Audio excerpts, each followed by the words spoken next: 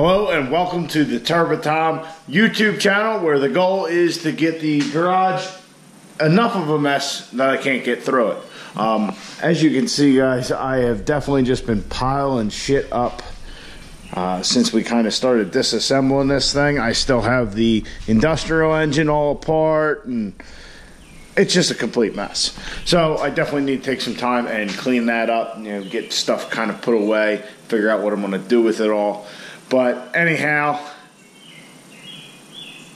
I've been dreading this all day. Tonight, we're going to try and sort through some of this wiring. See what we can figure out, what we can get rid of.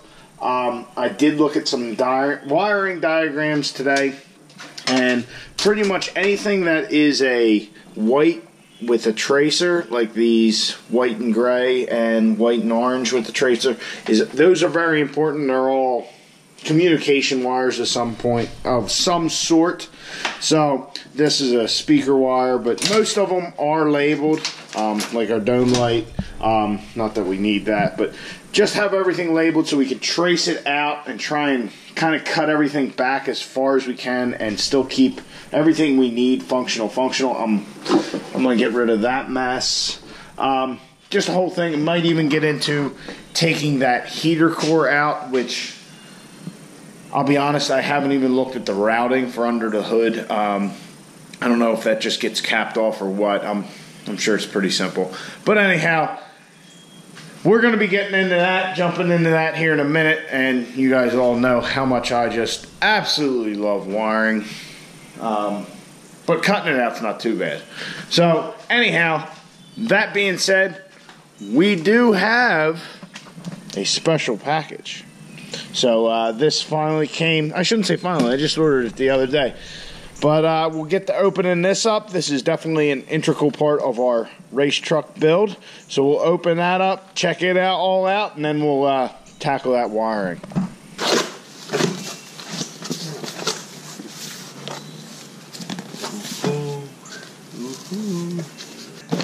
I had it upside down. You wouldn't have been able to see exactly what it was.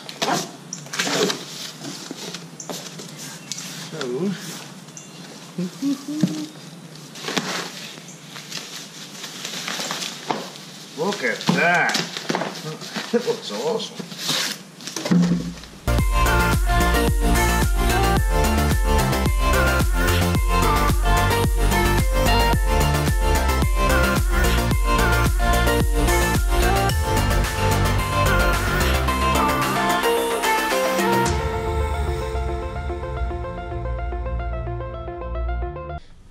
Alright, so there it is. This is our fuel cell for the race truck. I went with a 15-gallon one.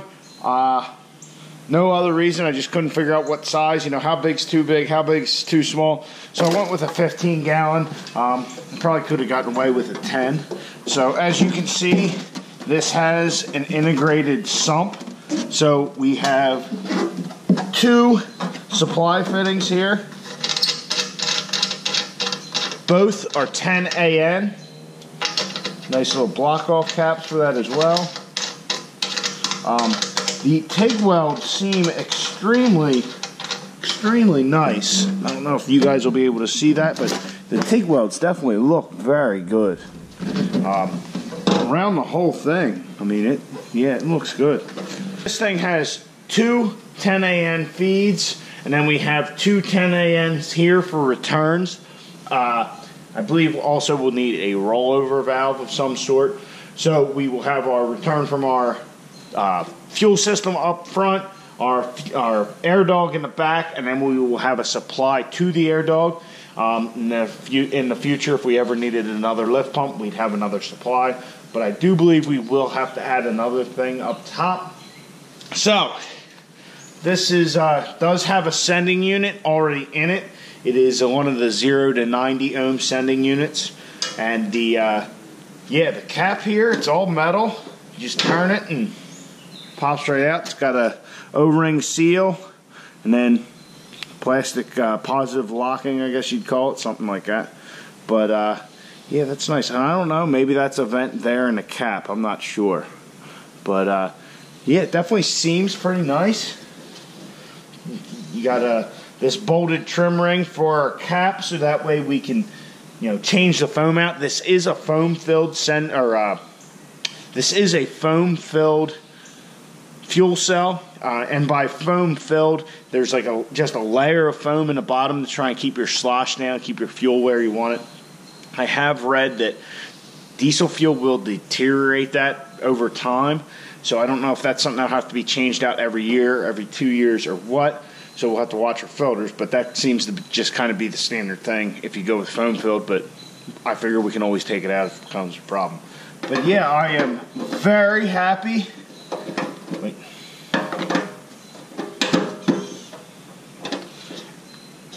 I am very happy with how it looks. Not too shabby for the Amazon.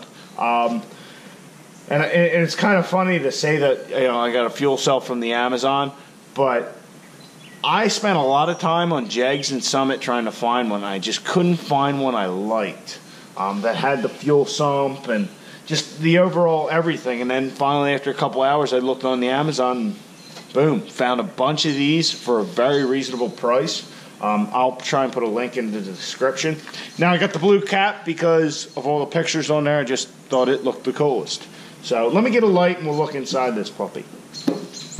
Alright, so there is our sending unit right there. I don't know how well, yeah, right there is our sending unit, our little lever, and there's our foam at the bottom. Not really much to see in the tank, as you can imagine. And there's our sumps over there.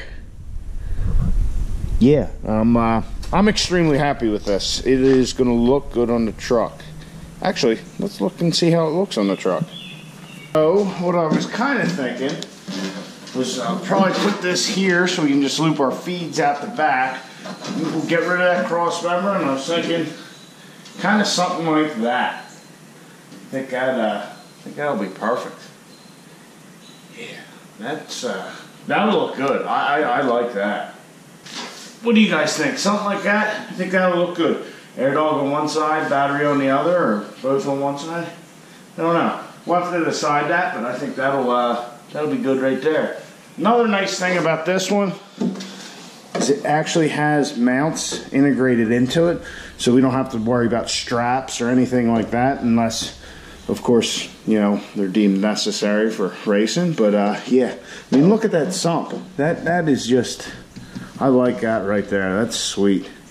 But yeah, so we got a fuel cell. So that'll be upcoming here at some point, installing this and moving the air dog and all that kind of good jazz. Now that the excitement of our new fuel cell's out of the way, we can, get the design and how we're going to mount that and all that cross member stuff here. I know we just kind of have a menagerie of shit here. We just kind of have a frame, an engine, and a cab. And a couple of fucking heavy ass doors too. God damn. Anyway, so it's wiring time. Let's see how far we get and see if this thing will still run when we're done. That's something I'm going to try. I would like to try to fire the truck after we kind of get some of our wiring separated and see if if it runs, if the gauges work. That's just kind of me thinking out loud right now. It's something I want to check, a couple times as we're going through this, just to make sure we haven't done anything catastrophic as of yet. But like I said, thinking out loud, maybe it won't happen. But anyway, I'm just trying to avoid doing this right this second. But we got to do it, so let's get to doing this wiring.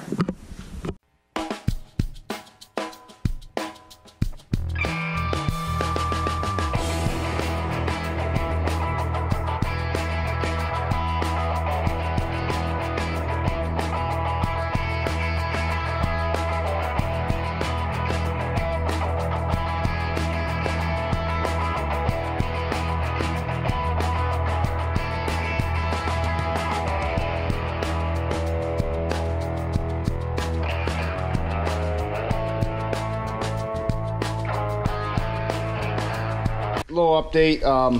Been just trying to get everything kind of de-taped. As you can see, I got a mess of tape there, and as it is inevitable, hemorrhaging a little bit.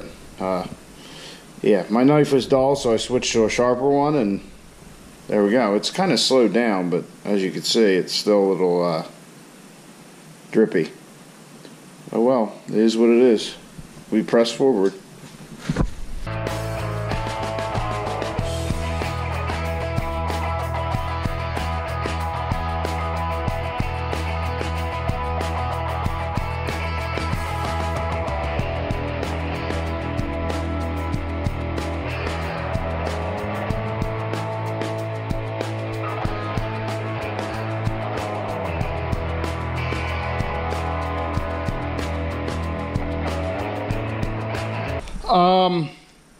Uncle. Yeah, I'm done with this mess for tonight. This is the harness that has, well, this is the one that connects to the harness coming through the firewall for all the dash bullshit. All these blue wires are pretty much HVAC stuff, which I could probably just whack off. Yeah, that's why I got them labeled as HVAC.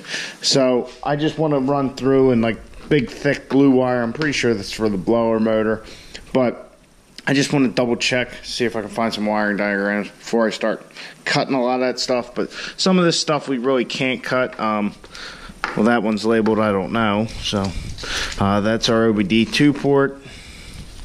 This is steering wheel. Stereo. Man, I'm tired. Stereo shit here, so that probably can all get chopped off, but there's some of these, white and whatever tracers. Those, what we found out before, are important wires. So yeah, can't just go cutting that all up. So we got to figure out where all that shit goes. What's this one? 12 volt. This one can get whacked. It's for the one of the cigarette lighter things. So I also took this out.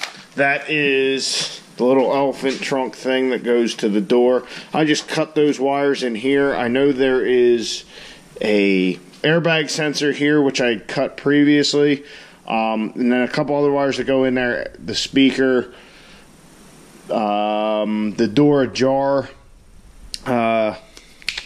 thing, but we have power. We don't have power windows or power locks, so it can't be anything too important. And the door ajar thing we can figure out. This mess is pretty well sorted. I got to go through a little bit. I'd like to try and de-pin it. Like right here, we have big blue wire like on our HVAC stuff. So if we can just eliminate from the harness and pull the fuse, just get that, out. Yeah, it doesn't look like much, but it definitely looks a little better than when we started. I got a bunch of stuff up top here. Grounds, driver's side door. So if it, wants to say it's ajar, which I don't know why the truck always, I don't know why they would think it's a jar. It looks nothing like a jar, but whatever. Maybe there's weird jars out there. Little door open humor. I don't know. It's late. So anyway, guys, I know wiring-wise it is slow going. This harness here did not look like that when I took it apart. I just kind of threw it on the ground, said I'll get it later, and voila, mess. So, yeah. And hey, our fuel cell came, so that's a good thing. But, yeah, the wiring's slow going, as I kind of figured it would be. But it is what it is. So I hope you guys enjoyed the video. If you did, please like it. Subscribe to the channel. I'll catch you guys on the next one. Get out in your garage. Get the wrenching on your truck. Oh, and as for earlier, my finger did stop bleeding. Wrapped it up.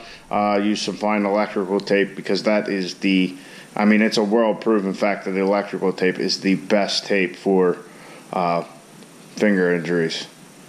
But yeah, that should heal back together. I just stabbed myself a little bit. But